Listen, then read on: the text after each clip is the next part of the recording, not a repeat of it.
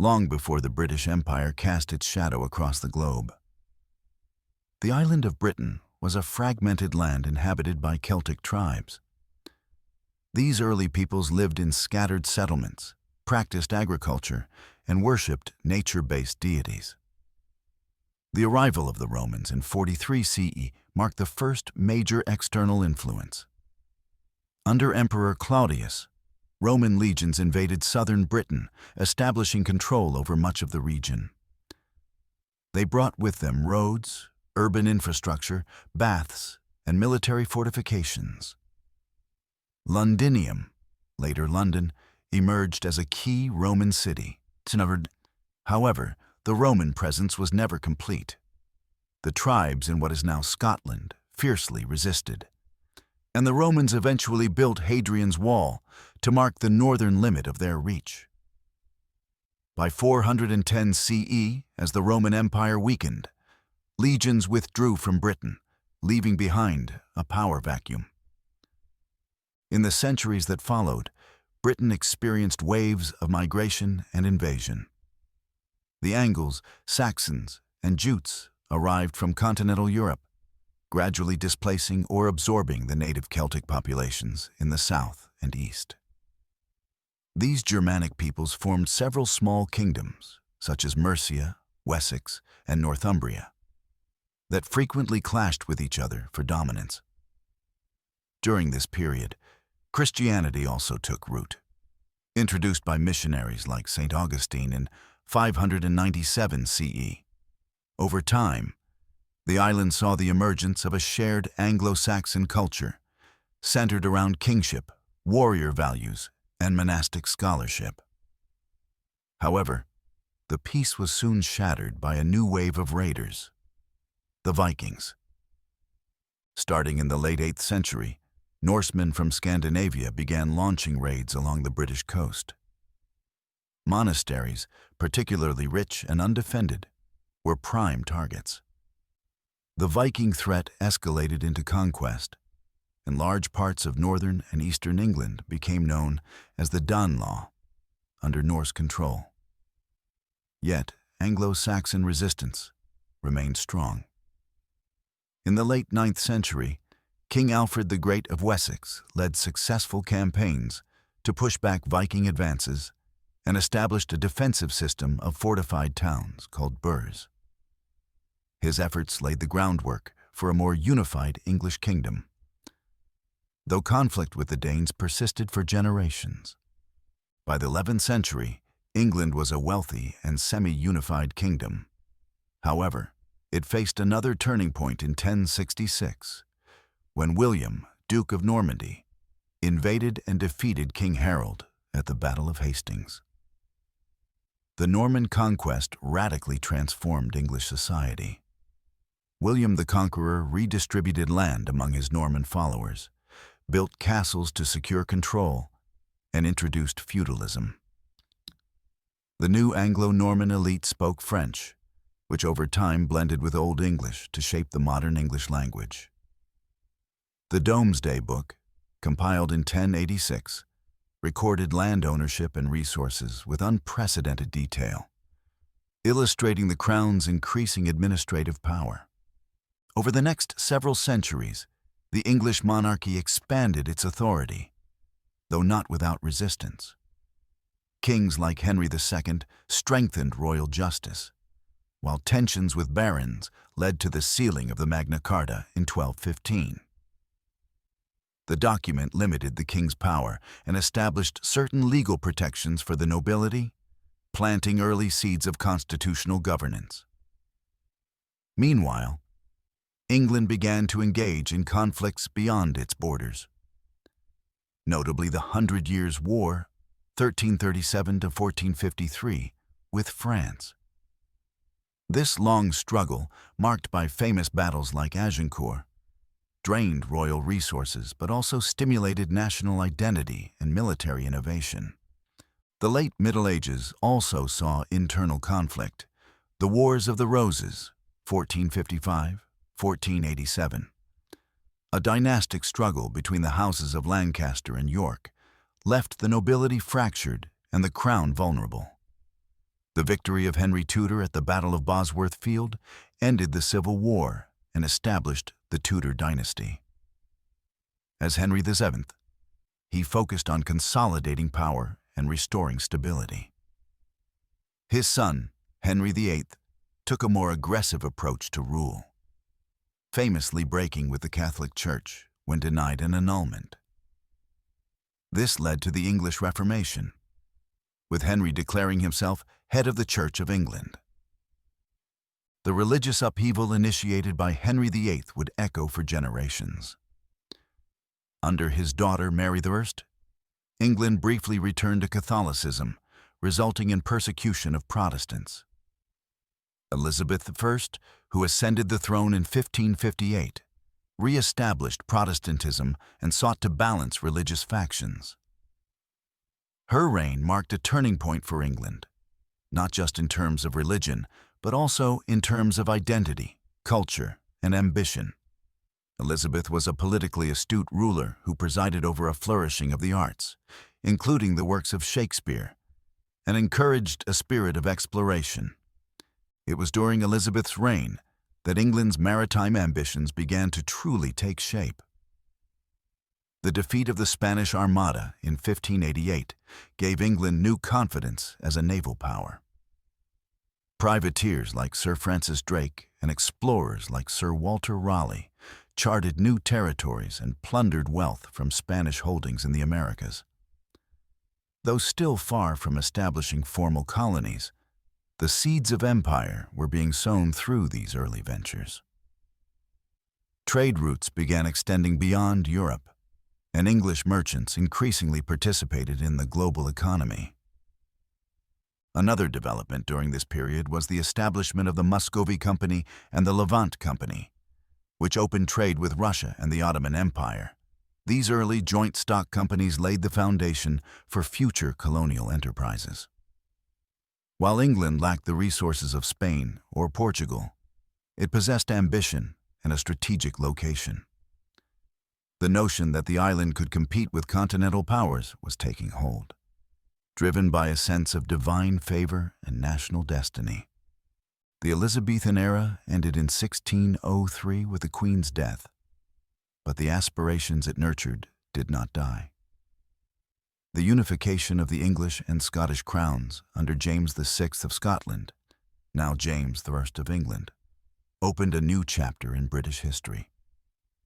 It brought the entire island under one monarch for the first time and set the stage for further expansion and consolidation. The dream of empire, once a flicker, was becoming a conscious goal. The British Isles, long a target of invasion and influence, were about to become the source of imperial ambition. Thus, the journey from Celtic tribes and Roman legions to Tudor monarchs and naval adventurers formed the cultural and political bedrock of the British Empire. The island had evolved from fragmented territories into a centralized kingdom, equipped with maritime strength, economic institutions, and a growing sense of purpose. What had once been a periphery of empires was preparing to become an empire itself. The stage was now set for Britain to move beyond its shores and begin its transformation into a global power. As the 17th century dawned, England was no longer a mere island dreaming of greatness. The Elizabethan age had brought with it a sense of confidence, maritime skill, and a hunger for trade. But unlike the outright military conquests of the Spanish and Portuguese, England's next imperial leap would come not through the crown, but through a company. A company that would grow so vast, so powerful, that it would field its own armies, collect taxes, and rule entire nations. This was the East India Company. Founded in 1600 under a royal charter by Queen Elizabeth I, the Honorable East India Company was born with a specific goal: to enter the lucrative spice trade in the East Indies, dominated by the Portuguese and the Dutch. At first, the company was little more than a joint stock trading venture. Investors pooled money to fund voyages and split the profits. But what began as trade would soon evolve into conquest. The company's first voyages targeted the spice-rich islands of Southeast Asia.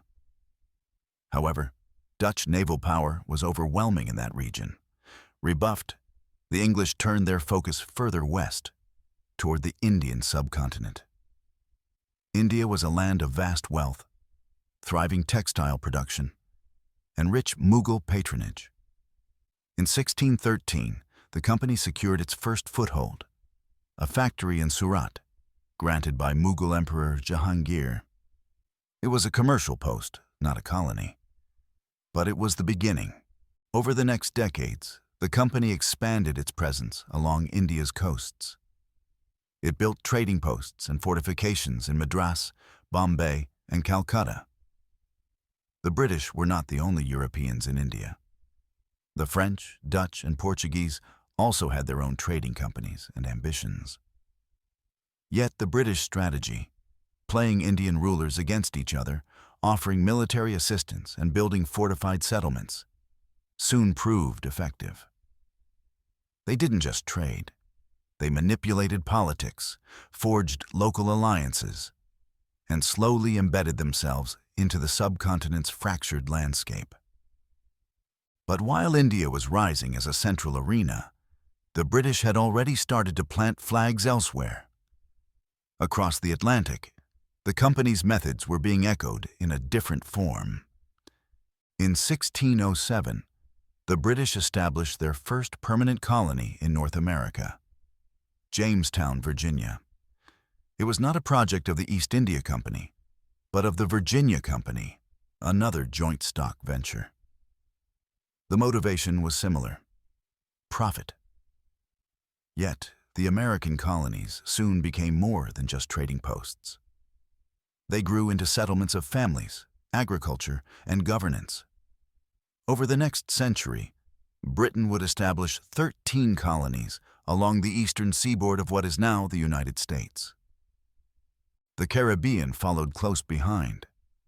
Driven by the profits of sugar, tobacco, and later rum, the British began capturing islands such as Barbados, Jamaica, and St. Kitts.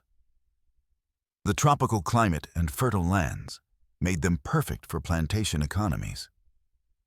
But these plantations required labor, lots of it. Thus began Britain's deep entanglement in the Atlantic slave trade. British ships transported millions of Africans across the Atlantic in brutal conditions, selling them as slaves in the Americas. These enslaved people were forced to work on plantations that enriched European owners and fed global markets. The profits from sugar and tobacco flowed back to Britain, funding industry, banks, and empire building. Slavery became not just a moral crime, but a foundation of imperial wealth. Back in India, the East India Company was evolving. It was no longer just a merchant enterprise. It had become a military power. By the mid-18th century, it had its own private armies composed largely of Indian soldiers called sepoys, trained and commanded by British officers.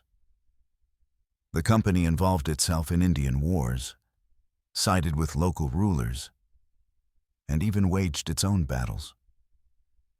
One of the most pivotal moments came in 1757, with the Battle of Plassey. The company, under the leadership of Robert Clive, defeated the Nawab of Bengal and his French allies. This victory effectively gave the company control over the rich province of Bengal, marking the beginning of British political rule in India. Though this key battle occurs later in the 18th century, the seeds were planted in the 1600s.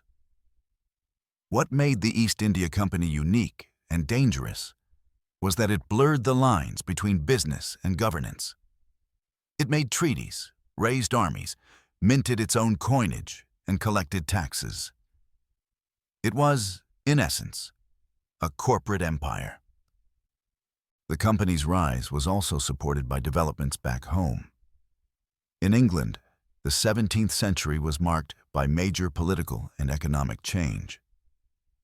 The English Civil War in the 1640s, followed by the brief Commonwealth under Oliver Cromwell, and then the restoration of the monarchy in 1660, created a nation in flux. Despite the upheaval, imperial interests remained steady. In fact, Cromwell encouraged colonial expansion, sending British forces to seize Jamaica from the Spanish in 1655. By the time of the Glorious Revolution in 1688, which established parliamentary supremacy over the monarchy, England had already become a committed imperial power. The state increasingly supported commercial ventures that advanced imperial goals. The Royal Navy was expanding, offering protection for trade routes and colonies. London's financial system, banks, insurance firms, and stock markets, was growing in sophistication, funding both private ventures and national wars. And it was war that shaped much of the company's fortunes. The 17th and early 18th centuries saw repeated conflicts with the Dutch and French, both in Europe and overseas. The struggle for supremacy was global. In North America, British and French settlers fought over land and trade routes. In India, their companies vied for influence over local rulers. These wars weren't just battles. They were contests over global dominance. What stands out in this period is that Britain's empire was not centrally controlled. Instead, it was emerging through a mix of private initiative, military force, trade, colonization, and improvisation. The East India Company operated semi-independently, often outpacing the British government in reach and ruthlessness. In the Americas, settlers formed their own assemblies, laws, and militias. In the Caribbean, brutal plantation systems were run for profit, not policy. By 1700, Britain had built the early architecture of a global empire. Its colonies stretched from Newfoundland to Jamaica, from Surat to Madras, and from Hudson Bay to Barbados. The economy was becoming international. Ships carried tea from China, cotton from India, sugar from the Caribbean, and furs from Canada. British ports like Liverpool, Bristol, and London grew into booming commercial hubs. But with this expansion came contradictions. The British spoke of liberty and progress, yet upheld systems of slavery, exploitation, and conquest. The East India Company claimed to bring order and trade, yet profited from political chaos and division. The empire was growing, but it was also planting the seeds of resistance. In the colonies, indigenous peoples were displaced, enslaved, or exterminated. In Africa, British involvement in the slave trade devastated societies. In India, the company's growing power began to unsettle local rulers and populations. The empire's wealth was undeniable, but so too was its cost. Still, from the British point of view, this was a time of imperial optimism. The world was opening up. Trade routes expanded. Colonies flourished. Britain's influence was increasing. The sun, it seemed, was beginning to rise on an empire that would one day circle the globe. The 17th century had transformed Britain from a maritime hopeful into a genuine imperial power. The East India Company was now a force to be reckoned with. In North America, British colonies were multiplying. In the Caribbean, plantations thrived. Britain's empire was no longer a dream. It was becoming a system built on commerce, conquest, and control. Yet, this was still only the beginning. The 18th century would see Britain challenge its European rivals in full-scale global wars. The colonies would bring wealth, but also rebellion. And the East India Company's ambitions would spiral into full political domination.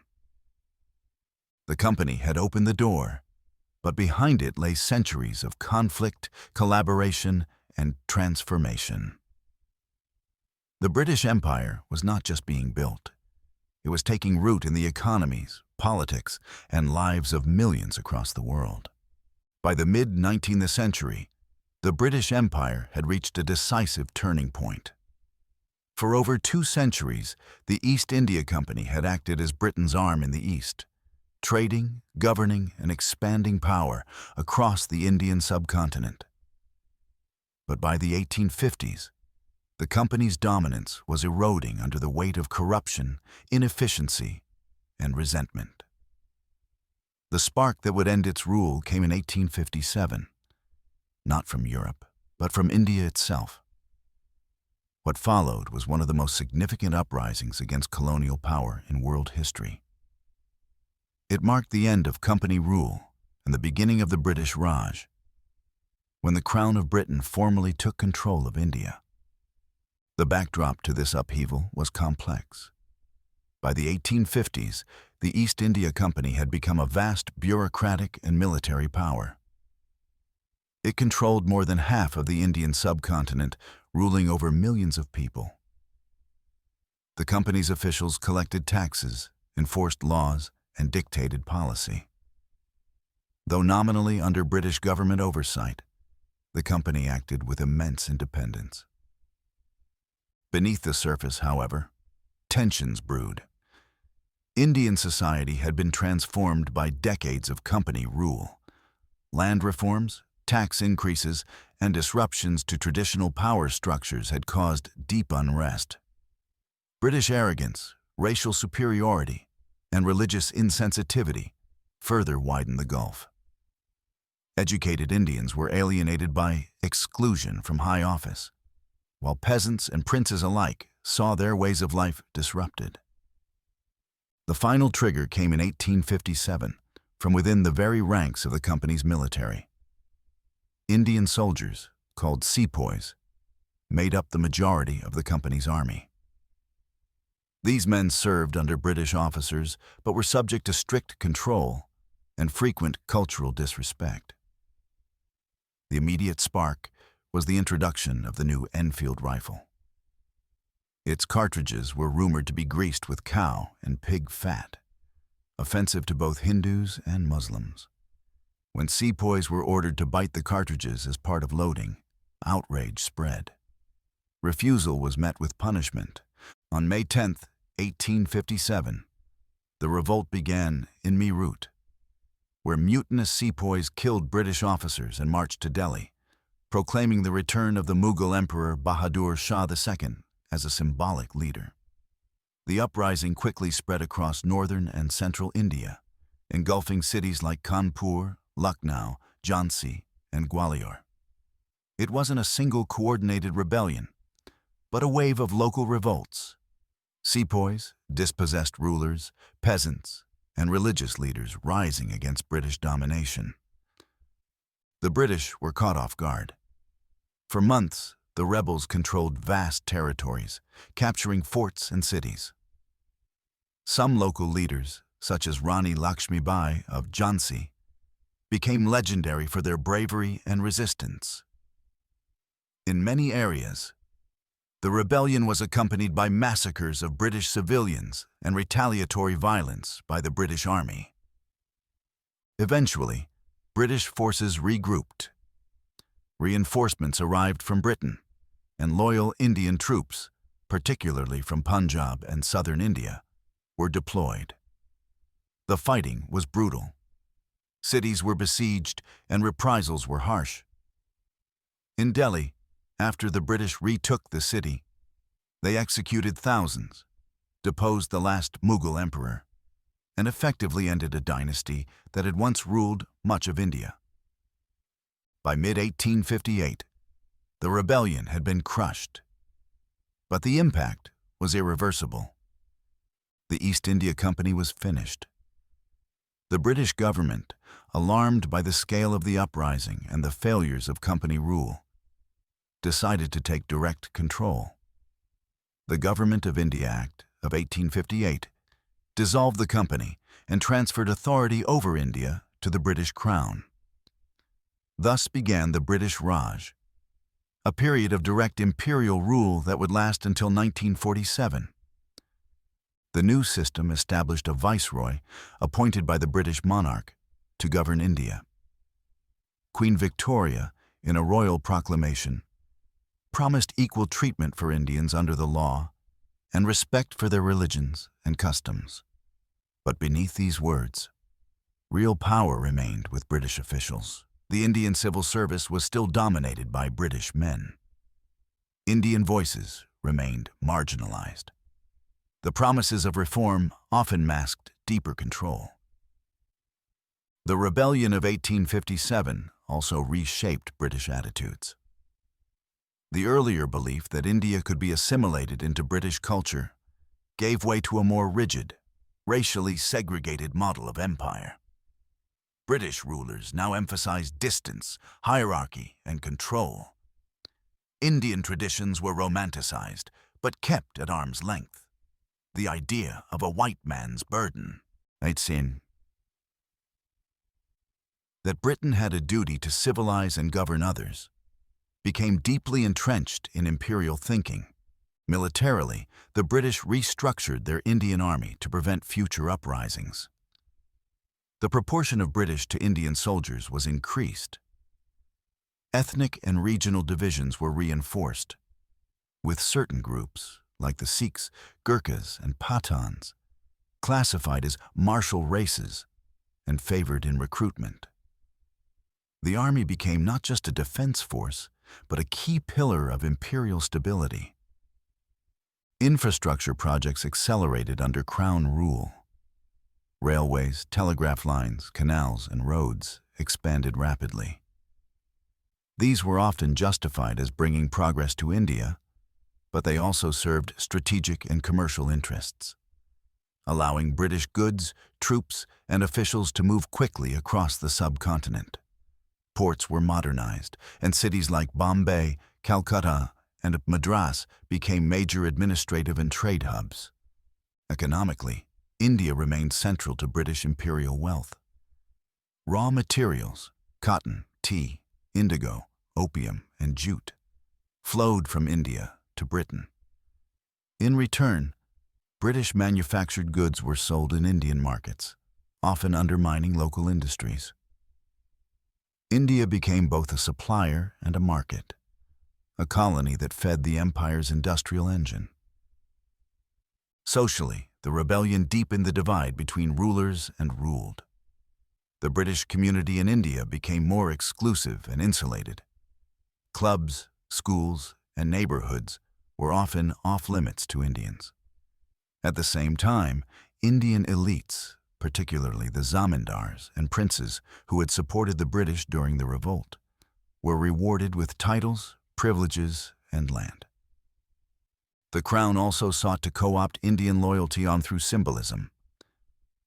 In 1877, Queen Victoria was proclaimed Empress of India, cementing her personal connection to the colony. Ceremonial pageantry, imperial durbars, and public celebrations of empire reinforced British supremacy. The Raj was presented not just as a government, but as a civilizing mission, a divine order, a jewel in the crown. But beneath the surface, the legacy of 1857 endured. While the rebellion had failed militarily, it planted the seeds of Indian nationalism.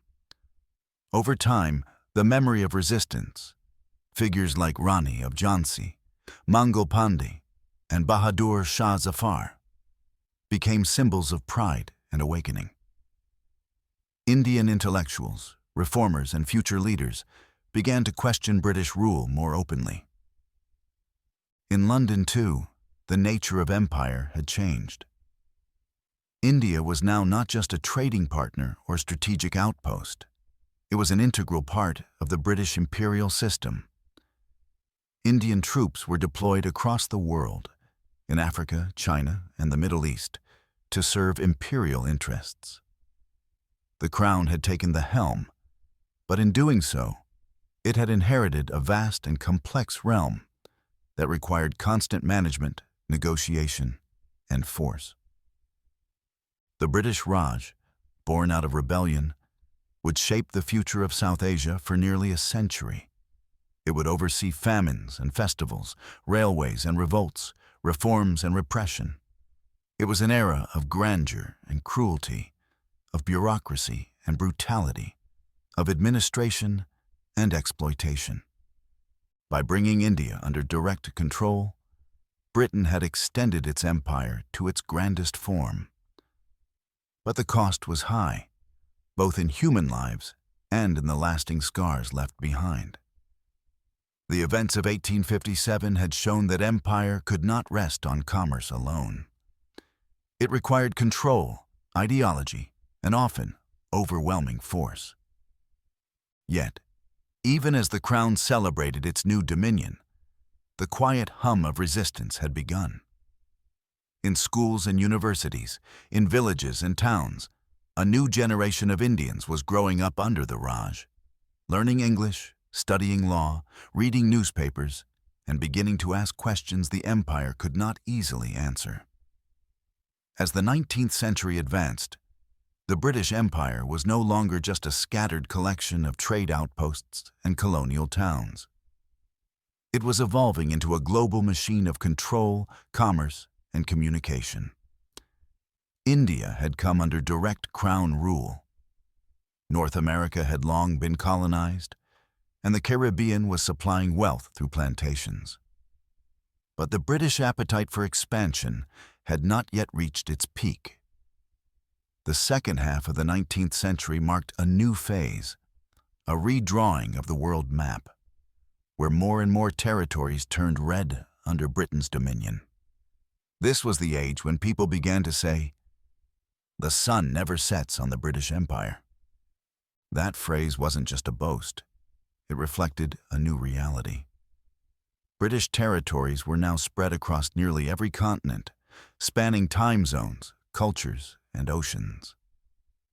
But it was during this phase that Africa and Australia, two vast, underdeveloped continents in the imperial view, were brought more firmly under Britain's control. Their lands, people, and resources would soon be woven into the fabric of a global empire built on sea routes, military power, and strategic infrastructure. Let's begin with Australia. The British presence in Australia had begun at the close of the 18th century, not with settlers, but with convicts. In 1788, the first fleet arrived in Botany Bay, carrying prisoners from Britain to establish a penal colony. At the time, overcrowded British prisons and a desire to expand into new territories had combined to make this experiment a practical solution. Over the following decades, Australia grew from a place of punishment into a complex set of colonies. Cities like Sydney, Melbourne, and Perth expanded, and over time, free settlers began arriving. By the mid-1800s, the discovery of gold in New South Wales and Victoria triggered population booms. The harsh landscape was gradually tamed through agriculture, sheep grazing, and resource extraction.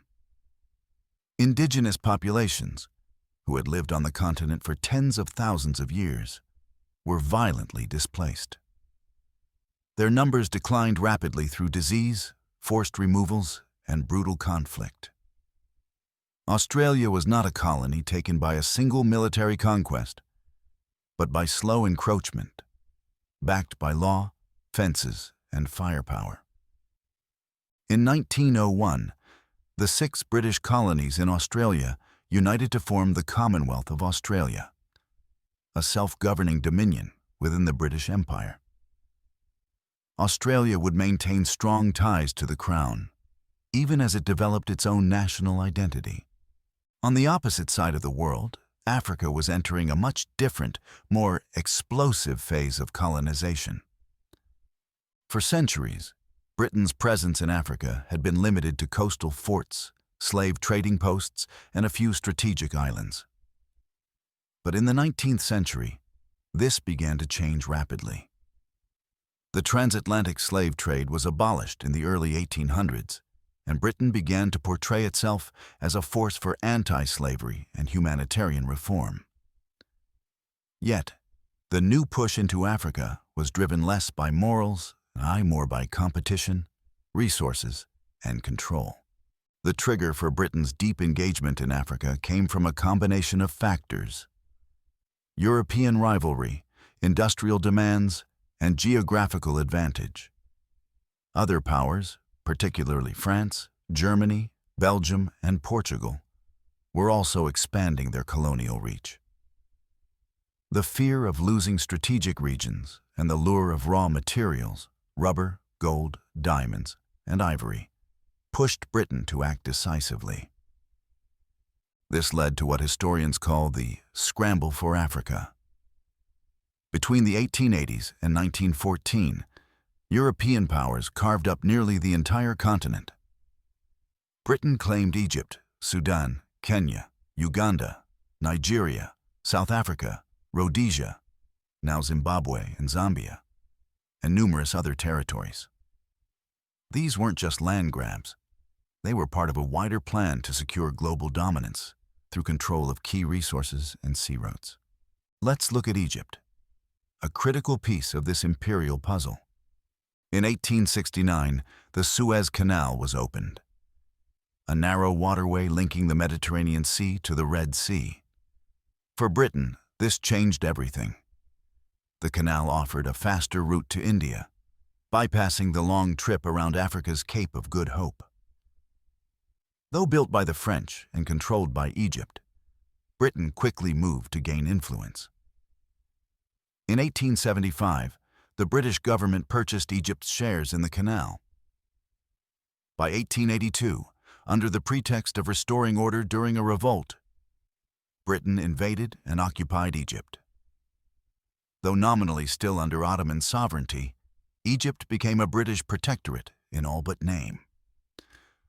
Control of the Suez Canal meant control of trade with India and the Far East. It became one of the empire's most vital arteries. Further south, Britain consolidated its hold over Sudan after a long and bloody campaign, culminating in the Battle of Omdurman in 1898, where modern British weaponry crushed Sudanese resistance.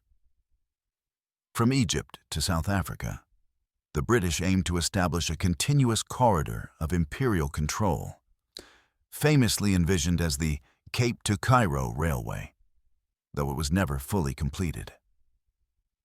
In South Africa, the story was shaped by both economic and settler interests. The British had seized the Cape Colony from the Dutch in the early 1800s. But deep inland, Boer settlers of Dutch origin had established their own republics. When gold and diamonds were discovered in the late 19th century, tensions erupted. The resulting Boer Wars, especially the second from 1899 to 1902, were brutal and controversial. British forces eventually prevailed, but not without international criticism over their use of concentration camps and harsh tactics. The victory solidified British control, and in 1910, the Union of South Africa was established under the British Crown. Throughout Africa, Britain used a mix of methods to rule, sometimes through direct control, and other times through indirect rule, partnering with local chiefs or elites to enforce British policy. This reduced administrative costs and made resistance harder to organize. Education systems, legal codes, and infrastructure were introduced, but these often served British interests far more than local needs. Meanwhile, the strategic logic of empire extended to islands and ports around the world. Britain fortified and occupied Malta, Gibraltar, Aden, Mauritius, Ceylon, Sri Lanka, and Singapore, all positioned at key maritime choke points. The goal was clear: dominate the world's sea routes. The Royal Navy, already the world's most powerful fleet, became the backbone of the empire. It patrolled coastlines, protected shipping lanes, and ensured that British goods could flow freely. In the age of steamships, the empire became a network of coaling stations, harbors, and cables. Submarine telegraph lines connected London to Calcutta, Cape Town, Ottawa, and Sydney. The British flag was more than a symbol. It was an infrastructure. By the dawn of the 20th century, Britain's empire had reached its widest extent. It governed a quarter of the world's land and population. In red ink on imperial maps, vast swaths of the globe were colored to mark British rule. Children in classrooms learned about distant colonies, soldiers drilled under foreign skies, and administrators enforced policies in places they could barely pronounce. The empire was everywhere, and yet it was held together not by uniform rule, but by trade, technology, military presence, and administrative experimentation. But the human cost remained immense. In Australia, Aboriginal communities faced cultural erasure and near extinction. In Africa, artificial borders drawn by Europeans split ethnic groups, sowing conflict that would last well beyond colonial rule. Economic systems were reshaped to serve Britain, often at the expense of local development. While British leaders spoke of civilization and progress, colonized peoples experienced exploitation, loss, and resistance. Even so, within Britain itself, empire became a point of national pride. Imperial exhibitions displayed goods, artifacts, and people from around the world. Newspapers reported on British victories abroad. Songs, slogans, and schoolbooks glorified the idea of empire. It was a time of belief in progress, hierarchy, and national destiny. But beneath the surface, the challenges were growing. Managing such a vast empire required constant resources, diplomacy, and force. Nationalist movements were beginning to stir, not just in India, but in Africa, the Middle East, and beyond. The red on the map looked permanent, but history had other plans. For now, though, the British Empire stood at its peak. From the deserts of Egypt to the coasts of Australia, from the jungles of West Africa to the plains of South Africa, red flags flew.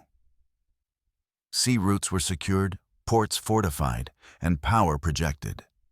The oceans of the world had become oceans of red. By the mid-19th century, the British Empire stretched across continents. Its flag flew from Canada to Cape Town, from Sydney to Singapore. Sea routes were secured, the economy was booming, and trade flowed through a complex network of colonies and ports. Yet beneath this polished surface, the empire was not at peace. Resistance, once scattered and reactive, was beginning to simmer across multiple fronts.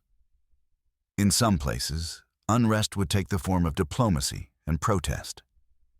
In others, it would erupt into war and revolution. And in the East, in the vast empire of China, British ambitions would lead to one of the most exploitative chapters in imperial history, the Opium Wars. To understand the imperial tension in Asia, we must first look at tea, a drink so closely tied to British culture that it seemed quintessentially English. Yet, for much of the 18th and 19th centuries, all of Britain's tea came from China. The British East India Company, unable to grow tea within the empire, relied on trade with the Qing dynasty. In exchange for tea, silk, and porcelain, the Chinese demanded silver, a situation that frustrated British merchants and economists alike. Britain's silver reserves were draining, while its demand for Chinese tea only increased. The solution, from the British perspective, was simple and devastating. They would reverse the trade imbalance by selling opium to China. Opium, an addictive narcotic derived from poppy plants, was grown in British India, especially in regions like Bengal. The East India Company began exporting massive quantities to China and through intermediaries, despite imperial Chinese laws banning the drug. As addiction spread across the Chinese population, the Qing government grew alarmed. Social decay economic disruption, and political instability followed. The emperor demanded action. In 1839, the Chinese authorities seized and destroyed large quantities of British opium in Canton, Guangzhou. Britain's response was swift and calculated. Citing free trade and property rights, the British government launched a military retaliation. Thus began the First Opium War. British warships, technologically superior and heavily armed, bombarded Chinese ports and forced the Qing into submission. The war ended in 1842 with the signing of the Treaty of Nanking, China's first of many unequal treaties. Under its terms, China ceded the island of Hong Kong to Britain, paid a large indemnity, and opened several ports to foreign merchants. The Chinese also granted extraterritorial rights to British citizens, exempting them from Chinese law. The victory was seen as a triumph of British naval and economic power. But to many observers, both in Asia and Europe, it exposed the ugly underside of imperialism. Britain had gone to war not to defend its people or territory, but to protect the right to sell a harmful drug to another sovereign nation. A second Opium War followed in the 1850s, triggered by further disputes over trade, diplomatic rights, and British ambitions. Again, the British, this time joined by the French, attacked China, capturing Beijing and looting the Summer Palace. The humiliation deepened, and with each defeat, China was forced to make more concessions. The British secured further commercial privileges, more port access, and formalized their presence in Hong Kong, which would remain under British control for more than 150 years. While Britain profited from these conflicts, resistance was not limited to foreign empires. Inside the British Empire itself, unrest was brewing in the colonies. Discontent was rarely spontaneous. It simmered slowly, fed by economic inequality, racial discrimination, and cultural suppression. In India, the memory of the 1857 rebellion lingered. Though the British Raj had imposed a new order, many Indians resented the growing economic exploitation, the exclusion from higher offices, and the erosion of local industries. Educated Indians, often trained in British-style schools, began to form associations and political movements, laying the foundation for a broader nationalist campaign in the decades to come.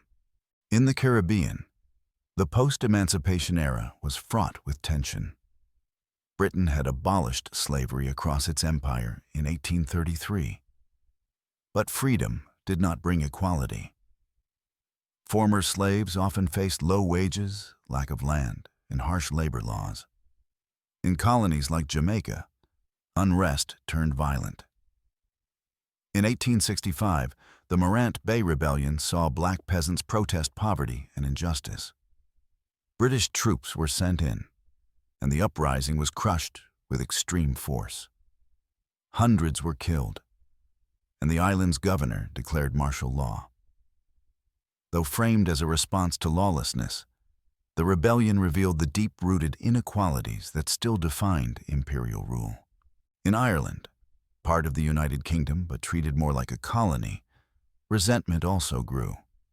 The Great Famine, 1845-1852, had killed over 1 million people and forced millions more to emigrate. British policy during the famine, marked by inaction, market orthodoxy, and landlord privilege, left lasting bitterness. Irish nationalist movements, like the Fenians, began organizing for independence. Though full rebellion would come later, the seeds of Irish resistance were clearly planted. Even in Canada, where British settlers had established a strong presence, the idea of full imperial loyalty was being tested.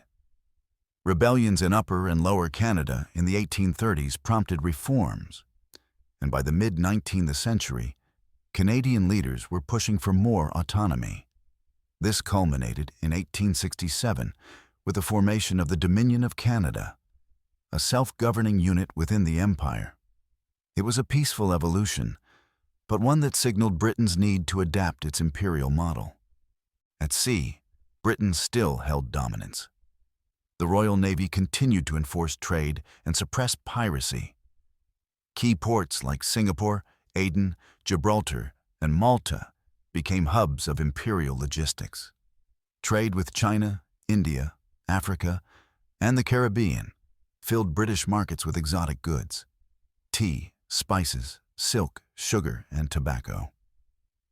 But these riches came at a cost, and that cost was increasingly being paid by those under British rule. Resistance also emerged in more subtle ways. In literature, in schools, in religious movements. Colonized people began to reassert their identity, rediscover their history, and question British authority. In places like South Asia, Africa, and the Middle East, traditional leaders, mystics, and reformers began weaving together religious and political critique. In New Zealand, Britain's relationship with the Maori people became increasingly strained. After signing the Treaty of Waitangi in 1840, which promised Maori land rights under British rule, settlers and the colonial government gradually encroached on tribal lands. This led to a series of armed conflicts known as the New Zealand Wars, which lasted until the 1870s. British troops, local militias, and allied Maori fought against resisting tribes. The wars ended with Maori defeat and large-scale confiscation of their land, further entrenching settler dominance. In southern Africa, conflicts with the Zulu kingdom culminated in the Anglo-Zulu War of 1879. The Zulus, under King Cetshwayo, initially defeated the British at Isandlwana, shocking the empire, but Britain quickly responded with overwhelming force, eventually defeating the Zulus and incorporating their lands into the growing colonial structure. By the late 19th century, resistance was global. It took many forms: armed rebellion, legal challenge, cultural revival, or migration. What united these movements was a growing awareness that British rule was not invincible, nor was it universally beneficial. While some local elites collaborated with British power, others began to question the very legitimacy of imperial control. At the same time, back in Britain, public opinion about the empire was shifting. Some saw it as a source of pride, wealth, and global influence. Others began to criticize its contradictions. How could a nation that championed liberty at home rule millions abroad without their consent? Writers, politicians, and missionaries debated the moral cost of imperialism. Yet for many, the benefits, cheap goods, national prestige, global security, still justified the empire's expansion. By the end of the 19th century, the British Empire stood at its most powerful, yet most precarious. The Opium Wars had shown the brutal lengths it would go to preserve trade. Rebellions in India, Jamaica, and South Africa had revealed the underlying tensions. And across the globe, the voices of the colonized were growing louder. The cracks were forming. The imperial machine still functioned, but it was increasingly challenged by those it ruled. A new century approached, and with it, new ideologies, technologies, and wars that would shake the empire's foundations. The age of easy victories was coming to an end. The age of resistance, reform, and revolution was just beginning. The 19th century was the age of Queen Victoria, and under her reign, the British Empire reached its greatest extent and influence. From 1837 to 1901, Victoria sat on the throne during a period of vast transformation, industrially, politically, and imperially. her image became synonymous with the empire itself. Across the world, portraits of the Queen adorned government buildings, schools, railway stations, and military posts. She was not simply a monarch. She was the symbolic center of a global system that stretched across oceans and continents. By the middle of Victoria's reign, the empire governed over 400 million people, covering nearly a quarter of the Earth's landmass. This was the height of British imperial power, and Victoria stood as the face of it. Her title was officially expanded in 1877, when Prime Minister Benjamin Disraeli crowned her Empress of India. The move was both symbolic and strategic. It was meant to affirm British authority in the subcontinent following the 1857 rebellion, and to elevate Victoria's status to match other European monarchs. In India and beyond, the imperial state now projected itself as a civilizing force, guided by the wisdom of the crown. But the strength of the empire was not built on titles alone. It relied on an expanding web of infrastructure, administration, and ideology. One of the most transformative tools of empire was the railway. Across India, Africa, and other colonies, the British laid down thousands of miles of rail track. These lines connected rural interiors to port cities, allowing raw materials, cotton, tea, coal, timber, minerals, to be transported efficiently to markets and ships. In India alone, the railway network grew from nothing in 1850 to over 25,000 miles by the early 20th century. While the railways were often promoted as symbols of progress and modernity, their design served imperial logistics, not local needs. They allowed British troops to move swiftly, goods to flow steadily, and administrative control to tighten. Alongside railways came the telegraph, steamships, and postal systems, all of which shrunk the distances between colony and metropole. Messages that once took weeks to arrive could now be transmitted in hours.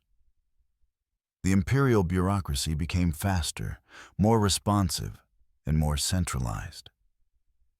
But infrastructure alone could not hold an empire together. The British state also relied on ideology, a belief in its own superiority and mission. This found expression through missionaries, educators, and administrators who brought not just governance, but British values, religion, and language to the colonies. Christian missionaries spread across Africa, India, the Pacific, and China. Backed by church organizations and often supported by colonial authorities, they established schools, churches, and hospitals. They taught in English, preached Western morality, and sought to convert local populations. For many in Britain, this missionary work was seen as noble and humanitarian. But in the colonies, it often led to the undermining of traditional cultures, languages, and beliefs. The missionary ideal of uplifting the heathen masked deeper patterns of cultural dominance. Education systems established by the British often prioritized loyalty to the empire. In India, the British created a class of English-speaking Indians who could assist in administration. Figures like Thomas Macaulay advocated for an elite, Western-educated Indian class. Brown in skin, but English in taste, as he infamously put it. The goal was not just efficiency, but assimilation. While railways and religion were reshaping the colonies, in Central Asia, another contest was unfolding. A silent war of influence between Britain and Russia, known as the Great Game. The Great Game was a long-running geopolitical rivalry that lasted throughout much of the 19th century. Britain, ruling India, feared that Russian expansion southward would threaten its most prized possession. Russia, meanwhile, sought warm water ports and greater influence in Central Asia. Between them lay a web of independent kingdoms, deserts, mountains, and contested borders: Afghanistan, Persia, and Tibet. Though never declared as a formal war, the Great Game involved espionage, diplomacy, and covert military moves. British officers disguised as travelers mapped mountain passes. Russian agents negotiated with tribal leaders. Both empires built forts, secured treaties, and tried to sway local rulers. Afghanistan, in particular, became a strategic buffer zone. Britain invaded it multiple times to prevent Russian influence from creeping too close to India's borders. The Second Anglo-Afghan War, 1878-1880, ended with Britain gaining control over Afghanistan's foreign policy, even though it never formally colonized the country. The cost was high. Thousands of British and Indian soldiers died in the campaign, and tensions in the region remained unstable. Yet, from London's view, it was a necessary defense of imperial security. Back in Britain, imperialism had become part of the national identity. The Industrial Revolution had made the country wealthy and powerful, and the empire was seen as the rightful extension of that success. Victorian society celebrated imperial heroes, explorers, and generals. Newspapers carried stories from the colonies, maps adorned classroom walls, and exhibitions showcased exotic goods and colonized people in mock villages.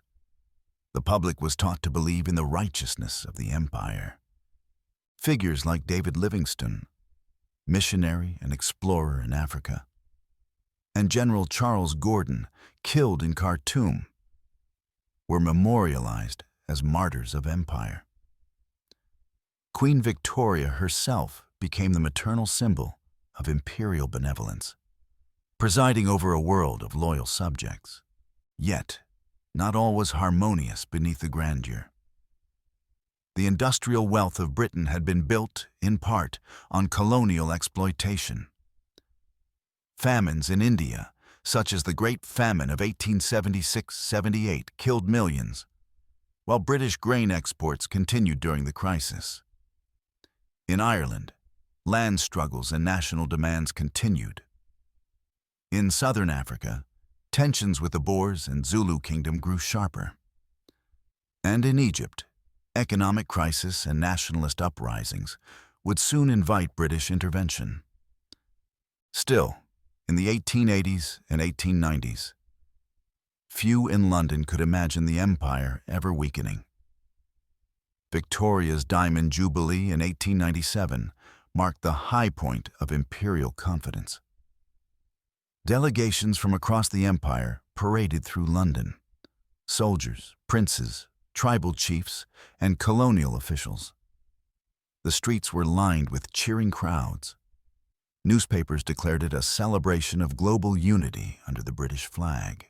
The empire, it seemed, had become an eternal institution, self-sustaining, morally justified, and militarily unassailable. Its trains ran on time, its schools taught English, and its soldiers held the line. From Lagos to Lahore, from Rangoon to Rhodesia, British administrators governed with an air of certainty and superiority. But history does not stand still. While the Victorian Empire reached its peak in geography and confidence, the early tremors of resistance, nationalism, and modern ideology had already begun. The very education systems that had trained colonial subjects to serve the empire were now producing men and women who questioned it.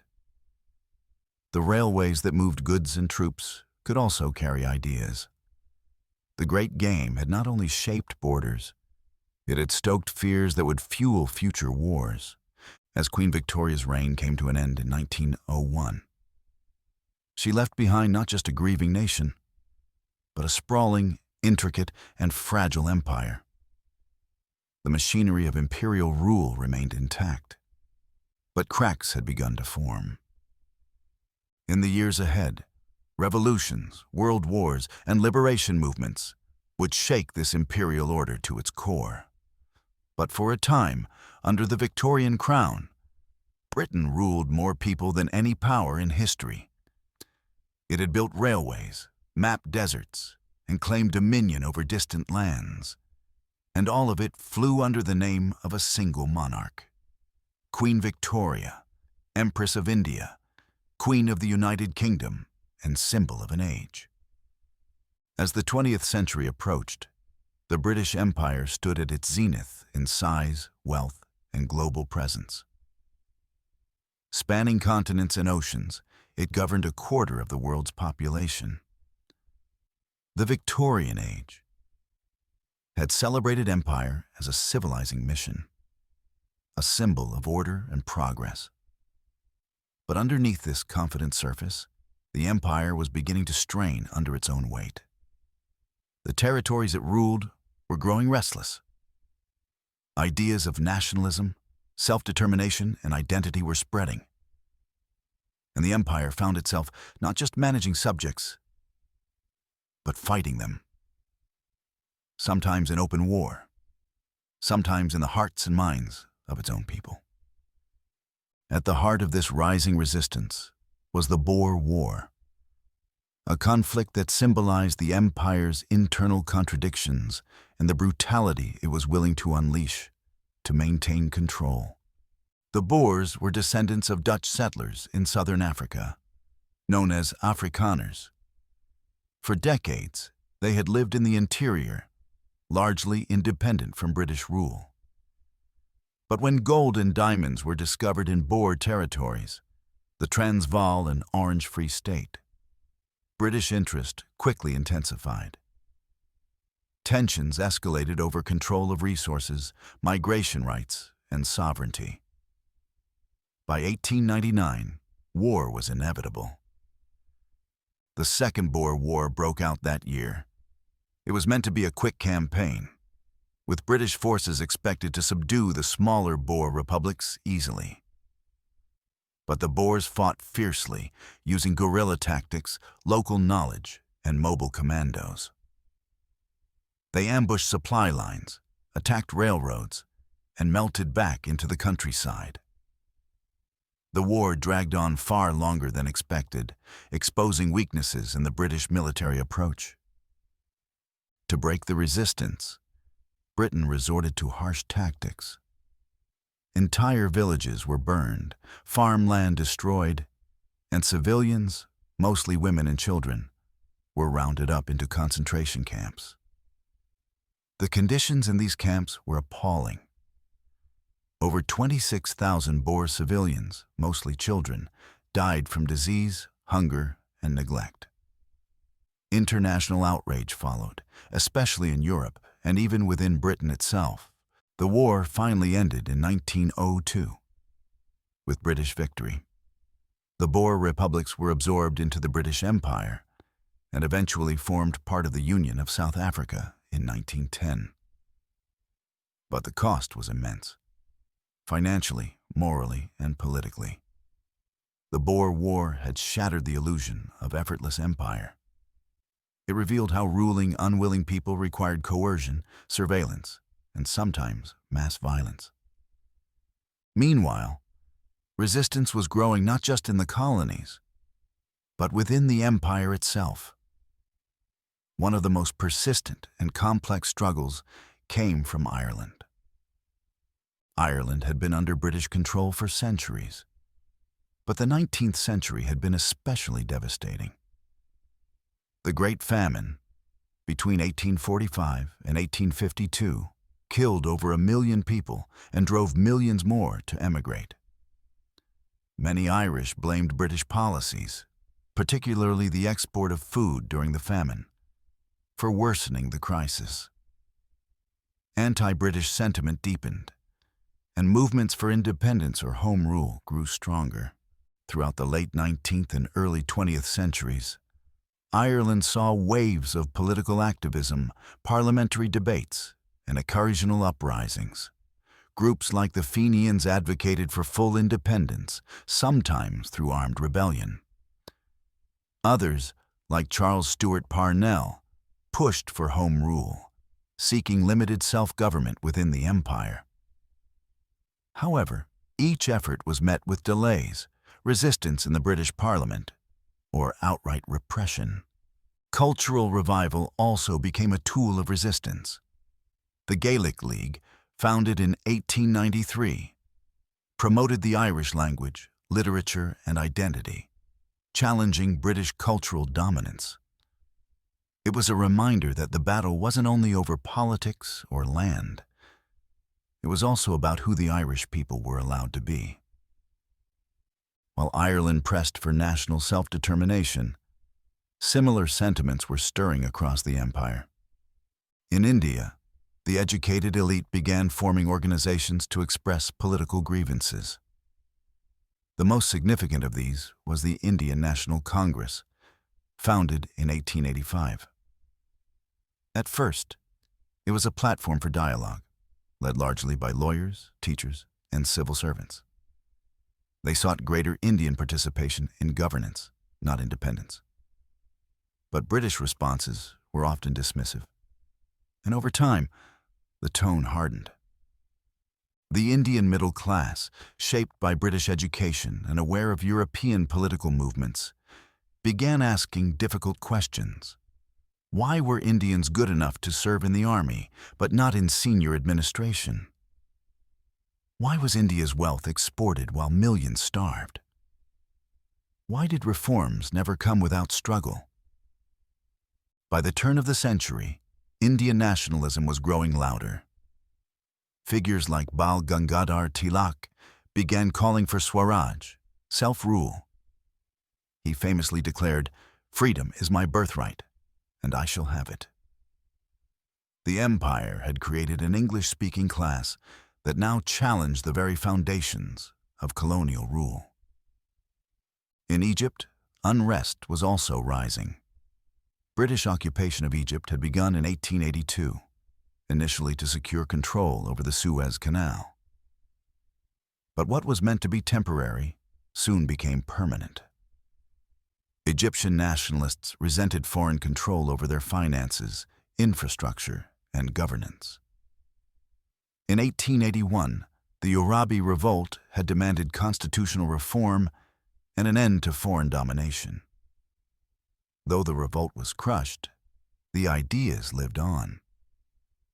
By the early 20th century, Britain controlled not only Egypt's military and economy, but also much of its internal affairs. Egyptian resistance moved into journalism, literature, and political organizing. Secret societies, protests, and student movements emerged. The seeds of later revolution were already in place. Across West Africa, Caribbean islands, and Southeast Asia, smaller movements of dissent echoed the same frustrations. Local leaders, traditional rulers, and religious figures often resisted British rule, sometimes through armed rebellion, other times through legal petitions or cultural defiance. In Nigeria, for example, resistance came through a blend of military action and spiritual mobilization. Leaders like Queen Amina, though from earlier times, became symbols of strength. In the late 19th century, the Ekumeku movement in western Nigeria fought against British encroachment. Though ultimately suppressed, these resistances signaled that the British could not govern passively. In the Caribbean, especially in Trinidad, Jamaica, and British Guyana, workers and former slaves protested low wages, poor conditions, and racial discrimination. Strikes, riots, and labor movements increased. These were not calls for full independence yet, but they were clear signs of discontent beneath imperial control. Even among white settler colonies like Canada, Australia, and New Zealand, nationalism took a different form. These colonies were granted more self-governing powers through the creation of dominions. Yet, even here, a desire for autonomy and identity emerged. Australians celebrated Anzac Day.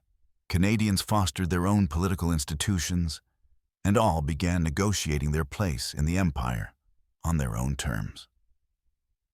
As the 20th century dawned, a new generation of thinkers, reformers, and revolutionaries were rising. Many had studied in British institutions, absorbed Enlightenment ideas, and were fluent in the language of law, rights, and justice. They were no longer pleading for inclusion. They were beginning to demand freedom. The British Empire, for all its might, now faced a dilemma. Its strength had created conditions for its own undoing. Railways, telegraphs, newspapers, and universities connected people and ideas in ways the empire could no longer fully control. Rebellions could spread, ideologies could circulate, and dissatisfaction could be organized. Within Parliament and British society, debates about empire were also shifting. Liberal reformers questioned the morality of ruling without consent. Some economists warned about the costs of maintaining far-flung colonies, and yet others doubled down, arguing that the empire was essential to Britain's prosperity and global standing. The empire, then, entered the 20th century deeply divided. It was vast, but vulnerable. It was proud, but increasingly questioned. It could win wars against Boer commandos, yet lose the loyalty of poets, teachers, and students across the globe. The empire was beginning to fight itself, not just with guns and armies, but with ideas and identity. Nationalism, once distant and scattered, was becoming a shared language across colonies. The rulers had underestimated the power of the ruled. And though the empire would still stand for decades more, the age of unquestioned dominance had ended. A new world was beginning to rise, one where freedom, identity, and justice could no longer be silenced beneath the red banners of empire. In 1914, the world plunged into an unprecedented conflict. What began as a regional dispute in Europe quickly escalated into World War I, engulfing nations across continents. For the British Empire, the war marked a turning point. It would not only test the might of its military and the loyalty of its colonies, but it would also reveal the fragility of an empire stretched thin across the globe. Though the empire still stood tall at the war's outbreak, governing over a quarter of the world's population, the war would drain its resources, expose internal divisions, and plant the seeds of decolonization that would bloom in the decades to come.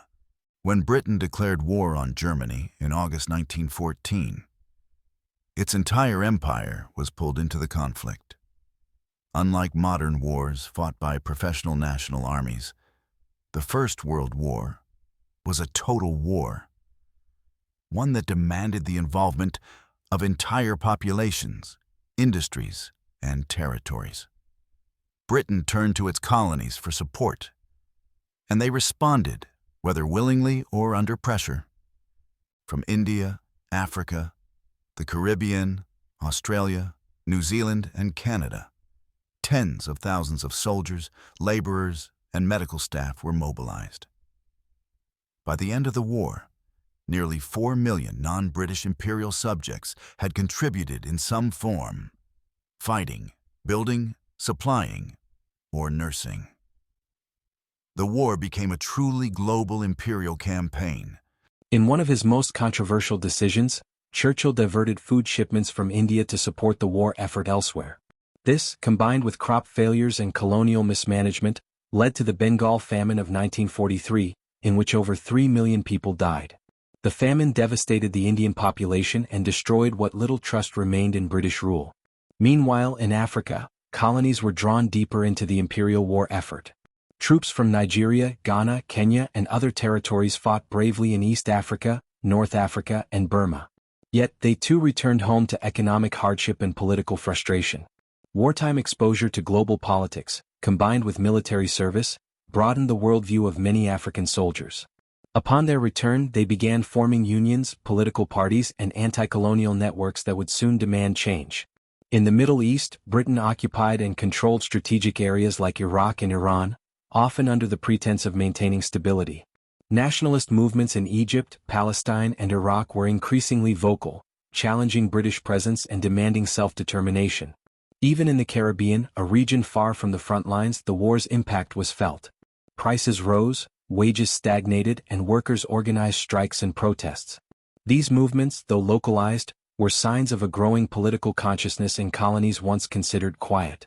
By the time the war ended in 1945, Britain emerged as one of the victors, but a deeply weakened one. Its economy was shattered, its cities bombed, and its global dominance challenged. The United States and the Soviet Union had taken center stage in global affairs, and the moral argument for empire was harder than ever to defend. More importantly, the empire's people had changed. They had fought, bled, and sacrificed for a war that promised freedom, and now they demanded it for themselves. The British government, though reluctant, could no longer ignore these voices. Decolonization debates began, slowly and cautiously. Churchill remained resistant, but others, including members of the Labour Party, recognized that the empire could not survive unchanged. India, in particular, was seen as unsustainable to hold. The empire had survived the war, but it was no longer intact. Its authority had been shaken in Asia, questioned in Africa, and rejected in India. It still ruled millions, but it no longer ruled unchallenged. As Britain began to rebuild its own shattered society, the winds of change blew harder across the empire. The next few years would bring historic decisions, mass movements, and finally, the unraveling of an empire that had once claimed it would last forever. The war had been won, but the empire had been irrevocably wounded. In 1945, the Second World War ended with Britain among the victorious powers. The Union Jack still flew over vast lands and seas, from the Caribbean to Africa, from the Middle East to Southeast Asia. But beneath the surface, the British Empire was on the verge of collapse. The war had exhausted Britain financially, morally, and politically. Its treasury was bankrupt, its military overstretched, and its people weary from years of bombing, rationing, and sacrifice. The country had fought fascism in Europe, but now faced a tidal wave of anti-colonial nationalism across its empire, movements it could no longer contain with force or delay with reform. The sun had not yet set on the empire, but it was quickly sinking beneath the horizon. The most immediate and decisive blow came in India. By the end of the war, the British government recognized that holding India was no longer possible. Gandhi had become a symbol of peaceful resistance. The Indian National Congress had regained momentum. And unrest was widespread, from student strikes to rural protests to soldiers' mutinies. Even many in Britain believed the time had come. But India's path to independence was far from smooth. Religious tensions between Hindus and Muslims had grown sharper over the years. The Muslim League, under Muhammad Ali Jinnah, demanded a separate nation for Muslims, what would become Pakistan. Gandhi and Jawaharlal Nehru hoped for a united India, but negotiations stalled. Violence between communities escalated. Faced with growing chaos and unable to mediate a solution, the British announced they would leave by June 1948. But events moved faster than expected. In August 1947, the empire's most prized colony was split in two. India and Pakistan were born. The partition was rushed, messy, and traumatic. 14 million people were displaced in the largest mass migration in human history. Communal violence broke out along the new borders. Over 1 million people were killed. Trains full of corpses crossed the countryside. Families were torn apart. Ancient cities burned. For Britain, the withdrawal marked the loss of its most valuable territory, an economic engine, a strategic keystone, and a jewel that had once symbolized the entire empire. The retreat from India was humiliating and sobering, but it also set a precedent. Across the empire, nationalist leaders and independence movements took notice. If India could win its freedom, so could they. In Burma, now Myanmar, the British faced a strong independence movement led by Aung San, who had initially allied with the Japanese during the war. Though assassinated in 1947, his legacy lived on. Burma gained independence in January 1948. Ceylon, Sri Lanka, followed soon after, achieving peaceful independence that same year. In both cases, the transition was relatively smooth, but it was clear that the British were now withdrawing from empire, not expanding it. Meanwhile, the British grip on the Middle East began to weaken. In Palestine, tensions between Jewish immigrants Arab Palestinians, and British authorities erupted into violence. Britain, overwhelmed and unable to maintain control, referred the problem to the newly formed United Nations and withdrew in 1948. The withdrawal led directly to the creation of Israel and the First Arab-Israeli War, launching decades of conflict in the region. In Africa, nationalist movements began to organize more aggressively. British colonies such as Ghana, Nigeria, Kenya, and Uganda had seen political awakening during and after the war. Educated elites, labor unions, and student groups began demanding more than local reforms. They demanded full independence. One of the earliest and most symbolic victories came in Ghana. Under the leadership of Kwame Nkrumah, a movement of nonviolent protest, political organization, and Pan-African ideals took hold. After years of activism, Britain granted independence to Ghana in 1957, making it the first sub-Saharan African colony to break free. This success ignited a chain reaction. Across the continent, colonies moved toward decolonization. Some gained freedom peacefully. Others, like Kenya, endured violent conflict. In Kenya, the Mau Mau Uprising 1952–1960 pitted local fighters against colonial forces. Britain responded with brutal counterinsurgency tactics, including mass detentions, forced labor camps, and torture. The uprising was eventually crushed, but the political pressure it created made colonial rule untenable. In Malaya, the British faced another armed rebellion. The Malayan Emergency fought between colonial forces and communist insurgents. It dragged on for over a decade, testing British resolve in Southeast Asia. Though Britain retained control longer here than in Africa, the writing was on the wall. In the Caribbean, decolonization took a different form. Slower, more constitutional, but equally irreversible. Colonies like Jamaica, Trinidad and Tobago, and Barbados saw the growth of political parties and labor movements. Figures like Norman Manley and Eric Williams pushed for greater autonomy and ultimately independence. In 1958, Britain attempted to form the West Indies Federation, a single nation uniting multiple Caribbean colonies. But political rivalries and differing visions doomed the project. Gradually, each territory pursued independence on its own. By the 1960s and 70s, most of Britain's Caribbean possessions had gained sovereignty. The economic pressures driving decolonization were also profound.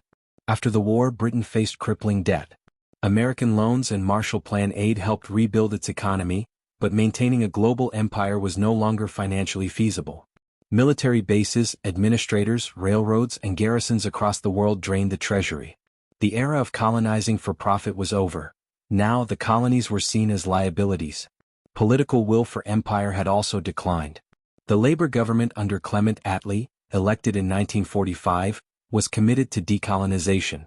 While Churchill and his successors had hoped to preserve influence, post-war governments increasingly realized that granting independence was preferable to fighting for control. Even within the empire, cultural and intellectual shifts played a role. Colonial subjects were no longer content with passive obedience. Education, urbanization, and global communication had created new expectations. Leaders were now lawyers, teachers, and journalists, people who understood British law and rhetoric and used it to argue against colonial rule. Back in Britain, public opinion was also changing. The romanticism of empire no longer inspired the same pride. The younger generation, raised in the aftermath of two devastating wars, was more concerned with rebuilding at home than ruling abroad. By the early 1960s, the winds of change speech delivered by British Prime Minister Harold Macmillan in South Africa captured the mood of the time. He acknowledged that a wind of change was sweeping across the continent, and that Britain could no longer ignore it. Decolonization had become a reality. Whether through negotiation or resistance, the empire was dissolving. By the mid-20th century, Britain's once vast colonial web had begun to unravel thread by thread. What had been the world's largest empire was now a collection of former colonies, new nations, and independent republics, each carrying the legacy of imperial rule in its own way. And yet, the story was not only about political transitions. Decolonization also sparked cultural shifts.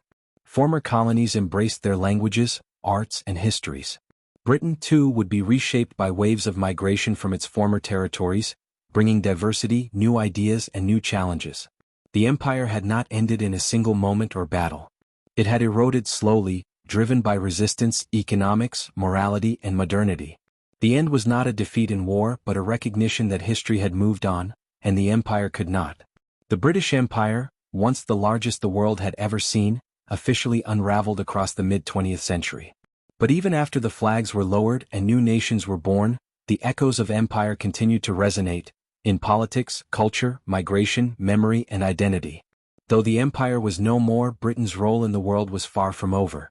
One of the most immediate outcomes of decolonization was the creation of the Commonwealth of Nations. Originally founded in the 1930s and redefined after World War II, the modern Commonwealth became a voluntary association of former British colonies and dominions, a symbolic successor to empire without the chains of colonial rule. Today, the Commonwealth includes over 50 countries across Africa, Asia, the Americas, the Caribbean, Europe, and the Pacific. While largely ceremonial in function, the organization promotes shared values, democracy, human rights, and economic cooperation. Former colonies that once struggled under imperial rule now stand as equals at the table. Some nations, like India, chose to remain in the Commonwealth after independence, seeing it as a forum for diplomacy and development. Others joined later, even if they had never been colonized by Britain. The British monarch remained head of the Commonwealth, but without political power. It was a reminder that the empire's story had not ended, it had simply changed shape. But legacy runs deeper than treaties or institutions. The empire's most lasting impact is found in the everyday lives of people across continents. Language is perhaps the most widespread inheritance. English, once the tongue of administrators and elites, became a global language. Today it is spoken by billions, used in science, education, trade, and diplomacy. From Lagos to Lahore, from Bridgetown to Brisbane, the British colonial legacy lives in classrooms, courtrooms, and news broadcasts. Legal systems and bureaucracies in many former colonies still reflect British models. Parliamentary democracy, civil service structures, and legal codes introduced under colonial rule often remained after independence. Even the organization of railways, postal services, and school curricula carry the imprint of the British era. Yet these legacies are complex. In some countries, British institutions brought order and modernization. In others, they entrenched divisions and disrupted indigenous traditions. Colonial borders, often drawn with little regard for ethnic or historical realities, left behind deep scars, sparking conflicts in Africa, the Middle East, and South Asia that persist to this day. In Britain itself, the empire reshaped society in a different way. As former colonies gained independence, many of their citizens began migrating to the UK. Some came as students, others as workers, and many as part of post-war rebuilding efforts. The Windrush generation, beginning in 1948, brought thousands from the Caribbean to fill labor shortages. Similar migrations followed from India, Pakistan, Bangladesh, Kenya, and Nigeria. These new communities brought their languages, religions, foods, and cultures, transforming the British social landscape. From the curry houses of Birmingham to the mosques of East London, the face of Britain became more diverse. Yet this transformation was not without tension. Immigrants faced racism, discrimination, and economic hardship. Far-right movements gained traction in the 1970s and 1980s, fueled by fear of change. Riots, resistance, and political activism shaped the fight for civil rights. Over time, second and third generations asserted their identity, not just as immigrants but as British citizens with ancestral ties to the empire. In politics, debates over immigration, citizenship, and multiculturalism became central. Questions of who belongs, what it means to be British, and how to reckon with the past moved from the margins to the mainstream. Meanwhile, Britain's international role continued to evolve. No longer a global empire, it became a middle power, influential but not dominant. It retained strong military alliances, especially through NATO, and economic influence through global finance, trade, and diplomacy. Former colonies became trade partners, allies, and sometimes rivals. London, once the heart of an empire, became a global city, its population a reflection of centuries of imperial contact. Embassies, diasporas, and international organizations made the city a crossroads of cultures and politics. And as Britain stepped into the 21st century, memory of the empire became a topic of debate. For some, the empire represented order, development, and British greatness. For others, it was a legacy of exploitation, racism, and domination. Statues of colonial figures stood in town squares and university campuses. Until they didn't. Protests erupted. Symbols were challenged. Calls to decolonize education, museums, and national narratives gained momentum. Institutions began to confront their imperial ties. Universities traced their funding to slavery and colonization. Museums debated the ownership of artifacts taken during conquest. Public discourse shifted, from glorifying empire to examining its costs and contradictions. In former colonies, this reckoning also unfolded. Independence anniversaries sparked reflection. National histories re-examined colonial rule not just as a chapter, but as a defining force. Writers, filmmakers, and historians across Africa, Asia, and the Caribbean told their own stories, reclaiming identity and memory from the imperial lens. Despite this, many aspects of the empire still bind the world in complex ways. Trade networks, diaspora connections, academic institutions, and family ties formed during the colonial era still influence global flows of people, goods, and ideas. Commonwealth Games, international summits, and student exchanges continue to bring together nations once ruled from afar. And even as some former colonies reject British symbols, removing the Queen's portrait or replacing colonial names, others maintain a sense of shared history, no longer defined by subjugation, but by the journey since. In recent years, Britain has once again looked outward, seeking to redefine its global role after events like Brexit. As it leaves one union, it leans on old ties, rebuilding trade with Commonwealth nations, investing in diplomatic partnerships, and branding itself as Global Britain. But the truth remains, there is no return to empire. What exists today is the legacy of centuries of domination and exchange, a legacy that continues to shape politics, culture, identity, and power. The British Empire no longer exists on maps. Its colonies are now nations. Its governors are gone. Its armies have retreated. But in language, law, migration, and memory, it endures. The story of the empire is not just a tale of conquest and collapse. It is a story of people, those who ruled, those who resisted, and those who lived in between. And in the 21st century, as the world continues to wrestle with its past, the empire's echoes remind us that history is never truly over.